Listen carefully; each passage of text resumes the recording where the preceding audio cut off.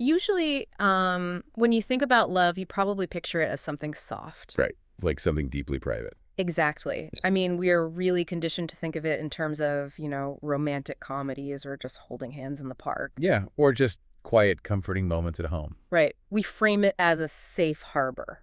It's basically an escape from the hotness of the real world, Mm. a retreat where you can close the door, leave the stress outside, and just exist in this protective little bubble with someone else. But what if we've got the underlying mechanics of that entirely backwards? Oh, totally. Like, what if under the right conditions, and specifically under heavy oppression, I mean, love isn't a retreat at all. Right. What if it is actually the most dangerous, the most volatile form of political and psychological rebellion imaginable? That paradigm shift, Yeah. I mean, it completely changes the nature of intimacy.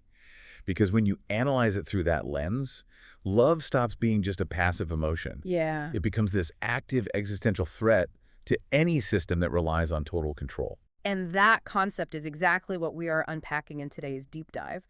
We are looking at the sci-fi fantasy book San Vitae, The Awakening, but more specifically, we are analyzing it alongside its accompanying research document. Right, the episode 13 research dossier. Yes, and it is literally titled Love as Rebellion. Which is such a powerful title. And the goal here is to sort of strip away the fantasy elements of the book and look at the bare wiring underneath. Mm-hmm. We are using these characters, Kurien, Myasuchi, and Sharina, to really extract the real-world psychological and philosophical frameworks that the story demonstrates. Basically looking at how intimacy inherently threatens authoritarian systems, right? Exactly. And how human connection can mechanically restore a person's identity after severe trauma. So to understand why love operates as a rebellion, we first have to look at the anatomy of the system it's rebelling against, Right. We have to define the oppressor. Yeah.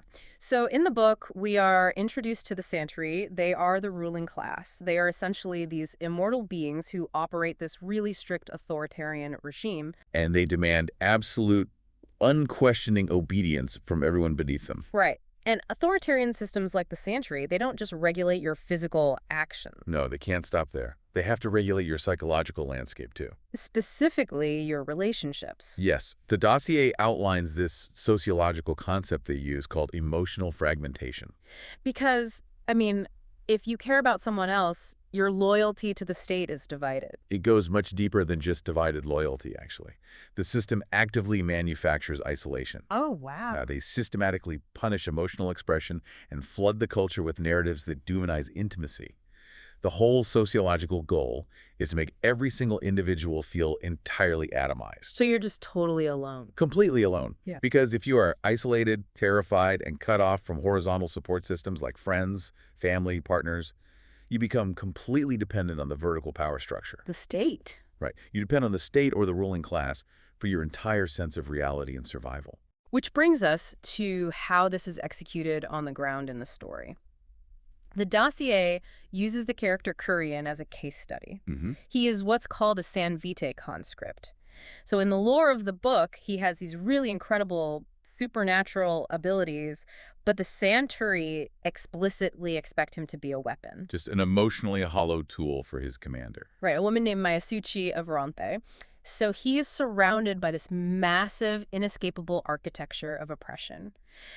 And I was trying to visualize how this emotional fragmentation actually functions on a societal level, and I kept coming back to this one image. What's the image? I kept picturing a tyrant trying to build a massive brick wall out of human beings. Oh, I like that. Taking that brick and mortar idea, think about how structural integrity actually works. Exactly. If the bricks are just stacked dry on top of each other, the tyrant can pull any single brick out, move it around, crush it, or replace it without disturbing the rest of the structure. Right, because there's nothing holding them together. But if those bricks are bonded together with a strong mortar, and in the sociological framework, the mortar is love, right? It's intimacy, it's trust, then the tyrant can no longer easily remove or manipulate individual bricks. The wall becomes an interconnected structure that actively resists tampering. Right. If you pull on one brick, the others hold it in place.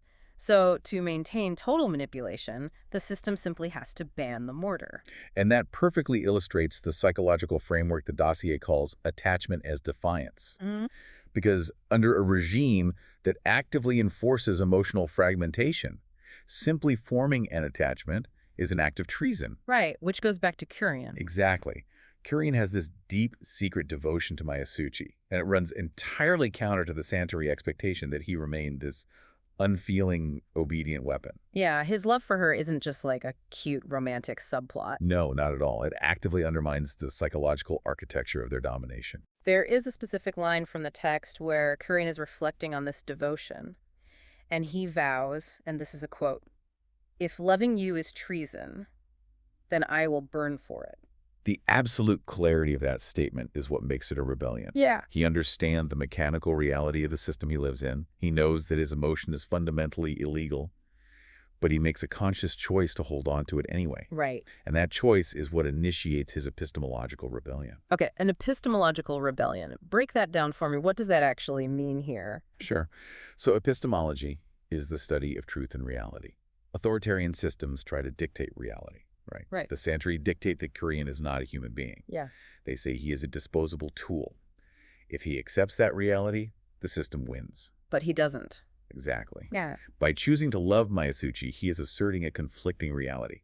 He is saying, I am a person capable of profound, self-directed emotion. It's like an existential stance against his own annihilation. Yes. He is refusing the state's version of truth. So the system says, you are a weapon, and Kurien's internal world says, no, I am a human being who loves.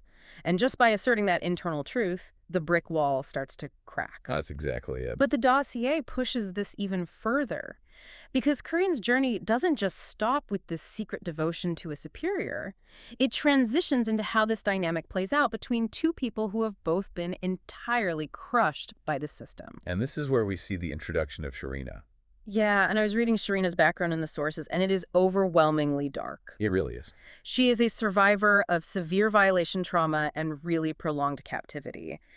The system has systematically stripped away her bodily autonomy. They've used her, experimented on her, and her sense of self has been deliberately fractured. Right. And later in the story, she and Kurien end up thrown together in this incredibly bleak, apocalyptic setting. And honestly, looking at what she's been through, I couldn't figure out how she and Kurien could possibly forge a connection. Because the trust is just gone. Yeah. When a system has broken you down that thoroughly, how does a bond even begin to form? Well, the Dossier explains this through the concept of trauma-bonded solidarity. The research notes that survivors of extreme systemic oppression or just shared suffering often form alliances that bypass normal psychological barriers. Really? Bypassing the barriers? Yeah. The emotional loyalty they build with one another in the trenches of survival actually becomes stronger than the fear instilled by the oppressors. Wow. It basically short-circuits the system's isolation tactics. Okay, I have to admit some confusion here, though, because isn't a trauma bond clinically viewed as a highly toxic dynamic? That's a really good point. Because in everyday psychology, we usually hear that term describing an unhealthy, addictive attachment to an abuser, like, Okay. A hostage becoming bonded to their captor, or a victim making excuses for the person hurting them. Right. So how does the Dossier frame this as a positive form of rebellion? It is a really vital distinction to make. In clinical psychology, trauma bonding absolutely refers to that cyclical, toxic dynamic between an abuser and a victim. Right, the cycle of abuse. Exactly. The abuser creates a cycle of punishment and intermittent reward that completely hijacks the victim's attachment system. However, the Dossier is highlighting a different sociological phenomenon here, which is survivor-to-survivor solidarity. Ah, okay, so it's the bond of the trenches, not the bond of the cage. Yes, exactly. This isn't an attachment to the source of the pain. This is a profound connection forged alongside someone else who is also trying to survive the external oppressor. That makes so much more sense. And the Dossier links this directly to identity reclamation. Okay. When a system subjects you to violation trauma, like Sharina experienced, the goal is erasure. The trauma is designed to shatter your narrative identity. Narrative identity meaning like the story you tell yourself about who you are. Yes, the story of who you are and what you are worth. The system wants you to believe you are nothing but an object. But survivor-to-survivor solidarity works to restore the self through the radical affirmation of worth. And we actually see the mechanics of this play out in arguably the most striking scene in the entire narrative. Oh, the ruin scene. Yes. So Kurien and Sharina are together in these ruins, and they share this energy, this Vitae. Now, the source material explains that Vitae isn't just like magic electricity. Right, it's not just the standard fantasy spell. No, it's a physical manifestation of a person's internal psychological state. It literally responds to how you perceive the world. So Sharina's standing there feeling completely worthless and broken. She's wearing this tattered, blood-stained medical gown from her captivity. Right, which is the literal physical symbol of her victimization and erasure. And when Kurien shares his Vitae with her, we see a literal projection of identity reclamation. Because the Vitae instinctively reacts to his perception of her. Kurien doesn't see a broken victim in a medical gown. No, he sees a fiercely resilient survivor. Yes, and his energy flows into the torn dress and physically reshapes it. It transforms this bloody symbol of trauma into this empowering black leather armor.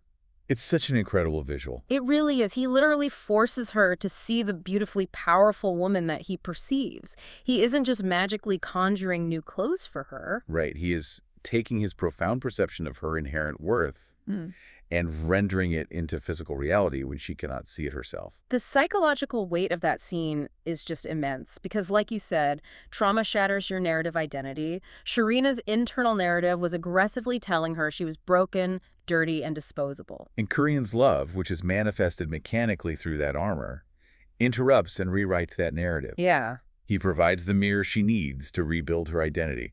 His devotion becomes the anchor through which both of them reclaim their humanity. He sees her as a warrior. Right. Exactly. And by physically wrapping her in that perception, she remembers how to be one.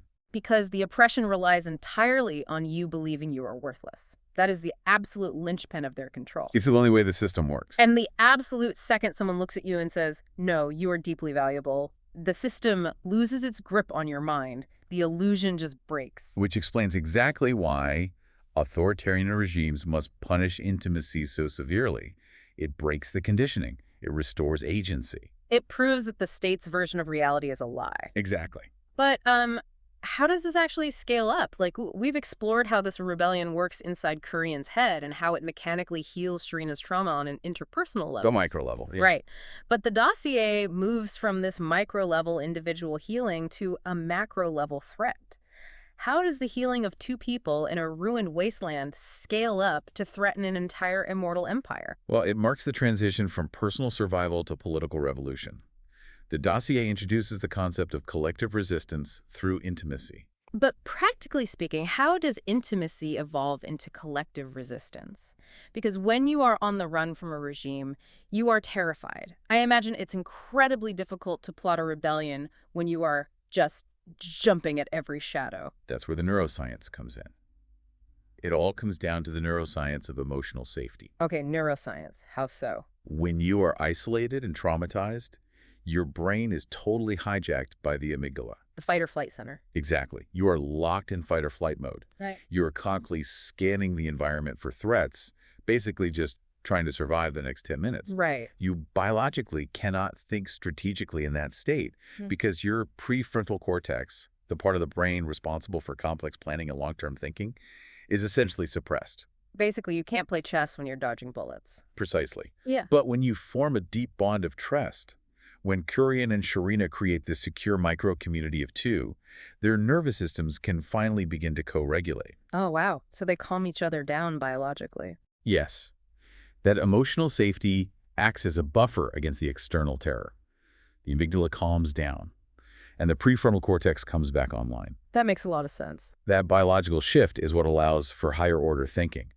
It allows them to plan, to share a unified purpose, and to transition from simply reacting to trauma to actively, strategically resisting the source of it. They can finally take a breath, look at the bigger picture, and realize they actually have the capacity to fight back. Right. Their intimacy literally becomes the emotional nucleus of future resistance. It stops being just about staying alive. It becomes about fighting back for the sake of the other person. And the dossier frames this transition through the philosophical lens of existential love. Existential love. Meaning what, exactly? It posits that love isn't something that just passively happens to you.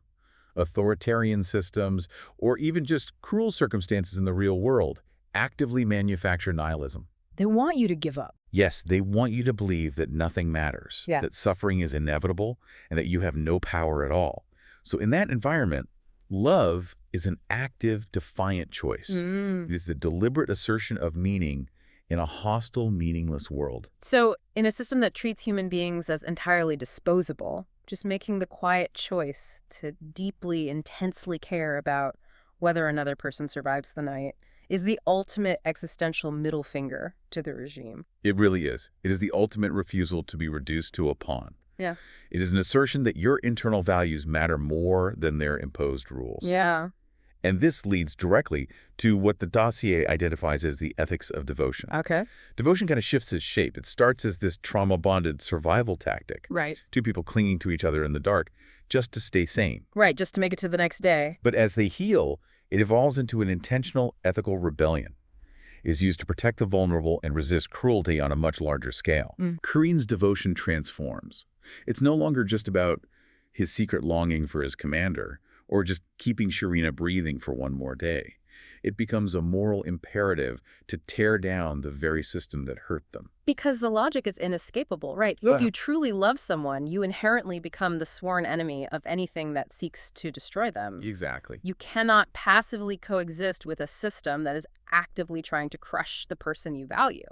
And the Dossier explicitly draws out the real-world historical parallels to validate this. This framework isn't just a convenient narrative trope for a sci-fi fantasy novel. No, it happens in real life. Absolutely.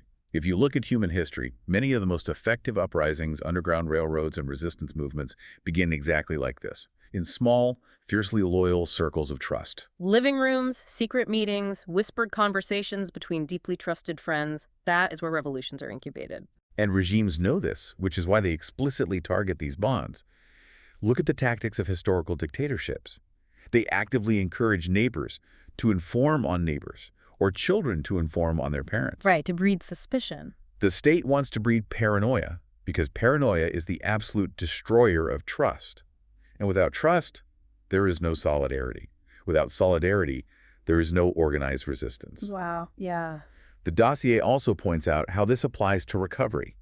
Combat veterans returning from war or survivors of prolonged domestic abuse have to actively unlearn their survival-based, isolated identities through deep, trusting connection. Healing, in the exact same way as rebellion, can only happen in community. The heart really is the first battlefield, isn't it? It really is. If a system, and whether that's a literal authoritarian government, a toxic workplace, or an abusive household, if they can conquer your ability to trust and love, they have already won the war without firing a single shot. They've dismantled the bricks.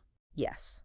But if you hold on to that mortar, if you stay fiercely bonded to the bricks next to you, the wall holds. And the psychological and neurological frameworks for that are undeniable.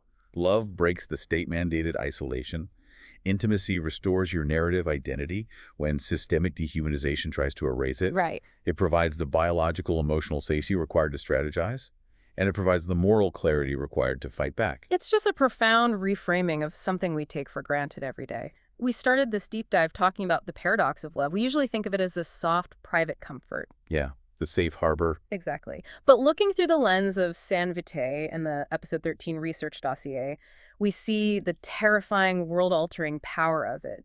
Love threatens oppressive systems because it shatters isolation. It forcefully restores the identity that trauma tries to strip away. It serves as a stark reminder that our human connections are not just personal comforts or luxuries. They are our most fundamental defense mechanisms against tyranny and erasure. And while Vitae the Awakening is a work of fiction, the psychological frameworks we've discussed today, reclaiming your identity through microcommunities of trust, the devastating effects of violation trauma, the neurological need for co-regulation, the existential weight of choosing devotion, these concepts apply directly to you. Yes. And they apply to our real world. They map perfectly onto real-world trauma recovery, and they apply to pushing back against systemic overreach. Because the mechanisms of human psychology don't change just because the setting is a sci-fi fantasy world with immortal rulers and energy magic. Right. The way the human mind breaks and the exact ways in which it heals remain remarkably consistent. Which leaves us with a pretty heavy, lingering thought to chew on today. We've spent this time establishing that authoritarian systems actively fear love and connection because it creates these small, impenetrable circles of trust and solidarity. Right. It regulates our nervous systems and gives us the clarity to resist. So, what does our modern world's rapidly increasing sense of digital isolation and loneliness actually mean for us? That is the ultimate question we have to grapple with. If we are spending our lives increasingly atomized, communicating exclusively through screens, feeling more disconnected, anxious, and lonely than any generation before us, are we doing the tyrant's work for them? That's a scary thought. It really is. By struggling to deeply connect with one another in the physical real world, by letting that vital mortar dry out and crumble into dust, are we unknowingly making ourselves perfectly compliant subjects? Something to think about the next time you consider whether love is just a soft, private emotion or the literal only thing keeping the brick wall of humanity standing.